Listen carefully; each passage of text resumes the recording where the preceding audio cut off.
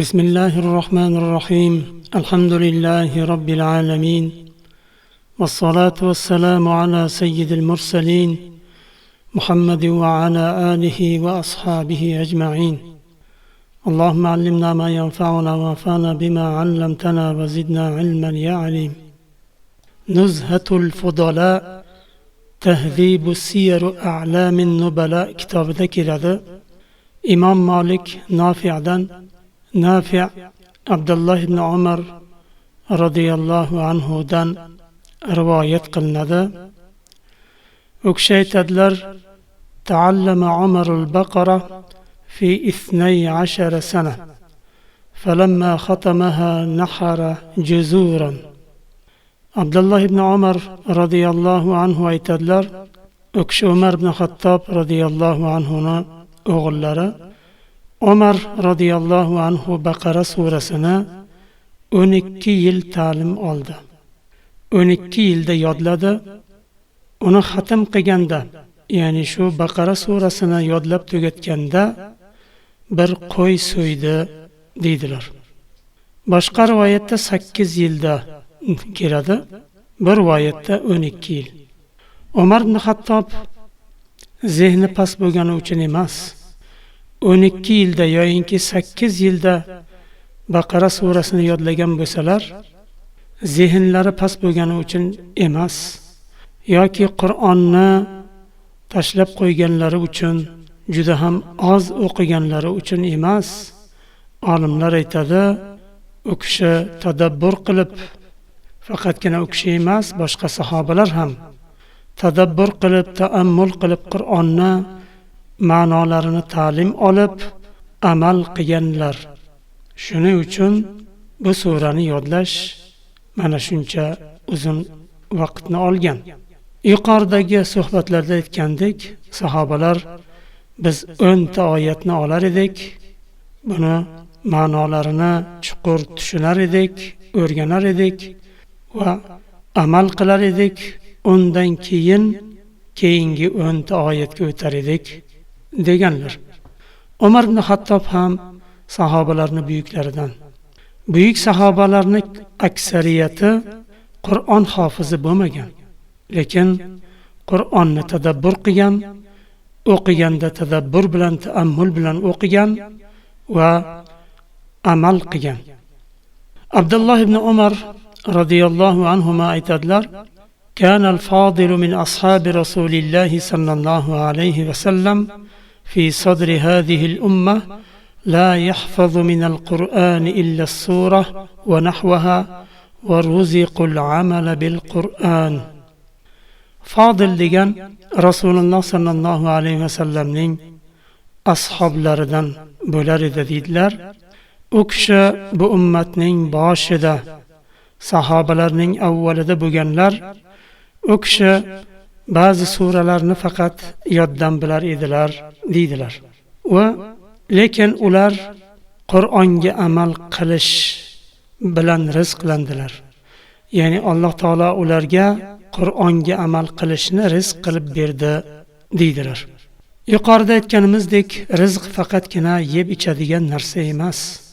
Zehn u rizq, taqvo, iymon bu rizq, ilm bu rizq va solih amallar qilish, yaxshi to'g'ri yo'ldan yurish, yomon yo'ldan o'zini tiyish bu rizq.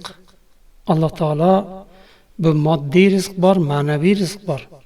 Farzandlar rizq, solih farzandlar, ular solih bo'lishi, olim va ilmiga amal qiladigan ulamolardan bo'lishi bu ham rizq. Shuningdek Qur'onga amal qilish ham rizq.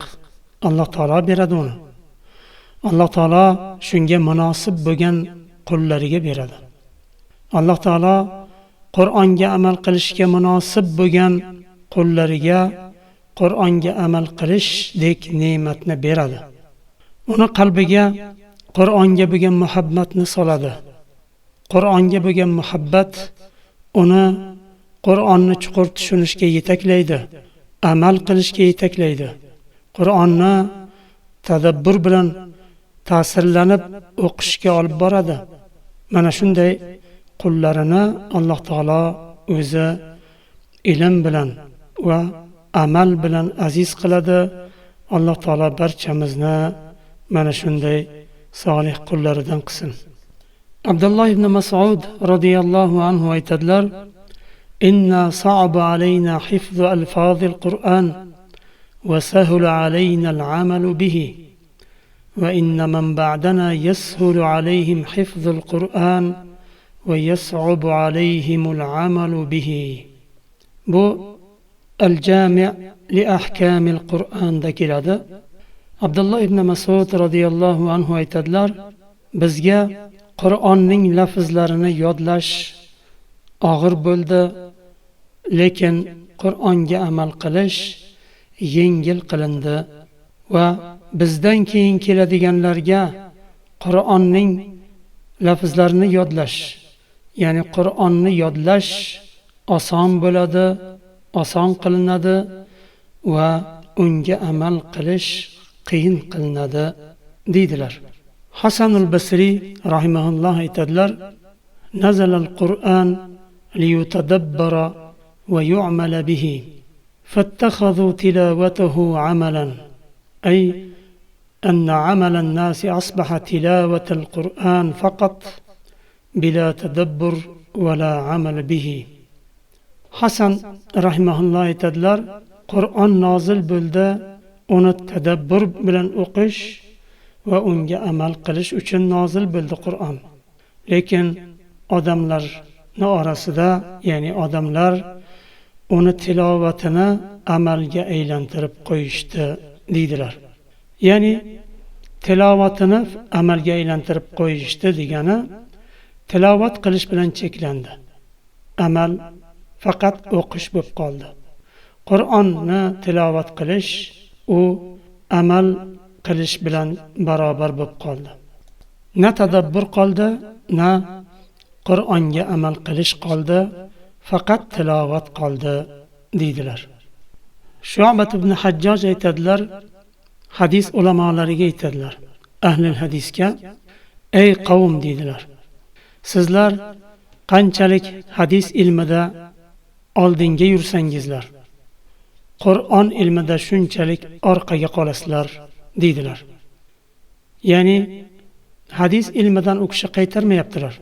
Hadis ilmida oldinga yuringlar, lekin Qur'onni ham barobar olib boringlar, Qur'onni ham tadabbur bilan o'qinglar degan mazmunda ularni Qur'onni ko'proq o'qishga chaqirdilar. Muhammad ibn Ka'b al-Qurazi aytadilar: "Men bir kechada Iza zulzilat bilan Al-Qari'ani tadabbur bilan o'qishim, Zulzila surasi bilan Al-Qari'a surasini tadabbur bilan o'qishim Qur'onni bir kechada hammasini o'qishimdan ko'ra afzalroqdir" deydilar. U kishining so'zlaridan Qur'onni faqat shu ikkita kichkina surani o'qisa ham bo'ladi degan mazmun chiqmaydi, lekin oz o'qisangiz ham tadabbur bilan o'qing va tafakkur bilan ma'nolarini chuqur tushunib o'qing degan ma'no chiqadi. Imom Ibn al-Qayyim rahimahulloh aytadilar: "Banda uchun uning hayoti va oxirati uchun foydali bo'lgan eng foydali narsa bu Qur'onni tadabbur qilib, Qur'onning ma'nolarini, oyatlarning ma'nosini tushunish uchun fikrni jamlashdan ko'ra, Qur'onni o'qiganda tadabbur va ta'ammul bilan ta'sirlanib o'qishdan ko'ra foydaliroq narsa yo'q", deydilar. Uni hayotiy dunyo uchun ham foydalik va oxirati uchun ham eng foydali narsa deydilar. Chunki u barcha yaxshi amallarni ham Qur'ondan o'rganadi. Tadabbur qilib o'qiganda Allohni rozi qiladigan har qanday yaxshi amallarni Qur'ondan o'rganadi va Allohni rozi qilmaydigan, g'azabini keltiradigan amallarni ham Qur'onda ko'radi, o'qiydi va o'rganadi. Va Allohning rozi qilmaydigan yo'llardan yurganlarning oqibatini o'rganadi. Allohni rozi qilish uchun hayotini sarflagan insonlarni ham oqibatini Qur'ondan o'rganadi. Va yana Qur'on butun ilmlarning kaliti ekanini ham o'rganadi deydilar. Butun barcha manfaatlik, foydalik ilmlarning kaliti ekanini ham o'rganadi. Iymoni kuchayadi, qalbi mustahkam bo'ladi, fikri mustahkam bo'ladi, har xil narsaga aldanib toyib ketmaydi. O'tgan qavmlarning qissalarini o'qib va ularni ahvollarini ko'rib o'qib ta'sirlanadi, ibratlar oladi va to'g'ri yo'ldan toyib ketishdan uzoqroq bo'ladi. Va yana jannatni, jahannamni ko'z oldida tutadi, chunki Qur'onni tadabbur bilan o'qigan kishi doim Qur'ondan jannat haqida, jahannam haqida oyatlarni o'qiydi, ko'z o'ngida turadi. Allohning ism va sifatlari ham Qur'onda kelgan, ularni o'qiydi, ta'sirlanadi. Allohning ism va sifatlarini o'rganadi. Allohning roziligiga olib boradigan yo'llarni o'rganadi, Qur'ondan o'rganadi va Allohdan adashtirib boshqa yo'llarga olib boradigan yo'llardan ehtiyot bo'ladi. Ularni ham o'rganadi Qur'ondan, deydilar Ibn al-Qayyim rahimahulloh. Va yana aytadilar, Qur'onni tadabbur bilan o'qigan kishi xuddi oxiratda yashayotgandek, ularni ko'rib yashayotgandek bo'ladi. Nima uchun? Chunki inson ta'sirlanib, tafakkur bilan, tadabbur bilan o'qiganda o'sha holatlarni o'zi ko'zi bilan ko'rayotgandek o'zini his qiladi. Va dunyodan umuman chiqib ketgan kishidek bo'lib qoladi.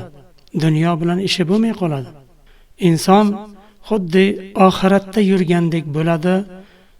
Qur'onni o'qiganda yo o'tgan qavmlarning qissalarini o'qiganda xuddi ularni ko'rib turgandek o'qiydi. Ta'ammul, tadabbur bilan o'qigan inson xuddi ko'zi bilan ko'rib turgandek o'qiydi. Shuni ham Ibn al-Qayyim rahimahulloh aytadilar, ularni xuddi o'zi shohid bo'lib turgandek o'qiydi va yana ham qalbi mustahkamlanadi va yana fikri mustahkam bo'ladi. Darhol toyib ketadigan, arzimagan bir fitnaga, bir yolg'on nimalarga aldanib toyib ketadiganlardan bo'lmaydi, deydilar. Va yana aytadilar, Qur'onni tafakkur va tadabbur bilan o'qigan kishi haq bilan botilni ajrata oladi. Alloh taolo unga shunaqangi qobiliyat beradi. Qur'onni doim ta'sirlanib, tafakkur va tadabbur bilan o'qiydigan insonga Alloh taolo haq bilan botilni ajratadigan quvvat beradi, qobiliyat beradi va haq bilan botilning o'rtasini ham ajratadigan farosat beradi, deydilar. Va yana aytadilar, Qur'onni tafakkur va tadabbur bilan o'qigan kishi Alloh taolo mu'minlarga bergan va'dalarini Qur'ondan o'qiganda jannatga bo'lgan, oxiratga bo'lgan ishtiyoqi oshadi. Jannatga bo'lgan intilishi oshadi. Dunyoga bo'lgan intilishi susayadi. Dunyoga bo'lgan qiziqishi pasayadi. Mansabga, moli dunyoga intilib orqasidan yugurmaydi. Alloh taolo mu'minlarga shunday bir va'dalarni bergan, jannat va u yerdagi Allohning ne'matlarini tadabbur bilan o'qiydigan inson u oyatlarni tushunib, tadabbur bilan, tafakkur bilan o'qiganda jannatga ishtiyoqi ortadi. Jannatga bo'lgan qiziqishi yana ham ortadi. Jannatga erishish uchun, o'sha Alloh taolo va'da bergan mu'minlarning safidan bo'lish uchun vaqt sarflaydi, kuchini beradi, aqli mashg'ul bo'ladi shu narsalar bilan va gunohlardan uzoqlashadi, dunyoni o'tkinchi matolaridan uzoqlashadi va mansab va mol dunyoga qarab intilmaydi unda inson. Va shuhratparastlikka ham intilmaydi. Chunki dunyodagi shuhratparastlik, martabaga erishish, shon shuhratga erishish, falonchi pistonchi degan nomga erishish u uchun qiziq bo'lmay qoladi. Nima uchun? Chunki u insonning qalbi oxirat bilan bog'liq. U insonning qalbi oxiratga intilyapti, oxiratdagi ne'matlarga erishishga orzu bilan intiladi. Shuning uchun u inson dunyoga bog'lanib qolmaydi. Dunyodan keragini oladi, lekin dunyoni hadaf deb bilmaydi. Hadaf Allohning roziligi va jannat deb biladi. Dunyo esa hadaf emas, dunyo bir vasila. Vasila, mu'min inson bu dunyoda tirik ekan, u yashaydi va amal qiladi, o'rganadi. Allohning roziligini olish uchun inson yeb ichishga va dunyodan foydalanishga majbur. Shuning uchun haloldan keragini oladi, lekin bu bir vasila. Inson bir shahardan boshqa shaharga borayotganda bir sayyora yo boshqa nima bilan boradi? Ya bir uchoq bilan boradi. Uchoq yo sayyora u bir vasila, hadaf emas. Hadaf degani insonni eng oxirgi maqsad qilgan nuqtasi hadaf deyiladi. Mu'min insonning eng oxirgi maqsad qilgan nuqtasi u Allohning roziligini olib jannatga kirish. U jannat abadiy bo'ladi. Ammo dunyo bir sayyoraga yo mashinaga o'xshagan, bir shahardan ikkinchi shaharga yetib olish uchun qo'llanadigan bir mashina yo bir uchoq. Bu vasila bu. Hadaf emas. Hadaf mu'min inson uchun hadaf Allohning roziligi va jannatdir, deydilar Ibn al-Qayyim rahimahulloh. U kishi albatta markabni misol keltirganlar. Markab deganda oldin ot, tuyalar bo'lgan. Bir shahardan ikkinchi shaharga yetib olish uchun tuyalar, otlar qo'llangan bo'lsa, bugun mashina bor, sayyora deymiz, yo araba deymiz, yo uchoq bor. Shunga o'xshagan yo'lda bir shahardan ikkinchi shaharga yetib olish uchun kerak bo'ladigan bir ulov. Va so'zlarini oxirida aytadilar: Allohdan yordam so'rang va mustahkam bo'ling va hadafingizga qarab intiling. Yo'lda keraksiz narsalar bilan chalg'ib qolmang va hasbiyalloh va ni'mal vakil deb oldinga intiling, deydilar rahimahulloh Madarijus Solikinda. Alloh taolo barchamizni dinida sobit qadam qilsin. Oxirati uchun yashaydigan qullaridan qilsin. Hadafi oxirat bo'lgan qullaridan qilsin. Dunyoga ruju qo'yib mansab, shuhratni orqasidan yuguradiganlardan, mol dunyoni orqasidan yuguradiganlardan qilmasin. Oxirati uchun yashab, Allohning roziligini olib, jannatga kiradigan qullaridan qilsin. Subhanakallohumma va bihamdik, ashhadu an la ilaha illa ant, astaghfiruka va atubu ilayk.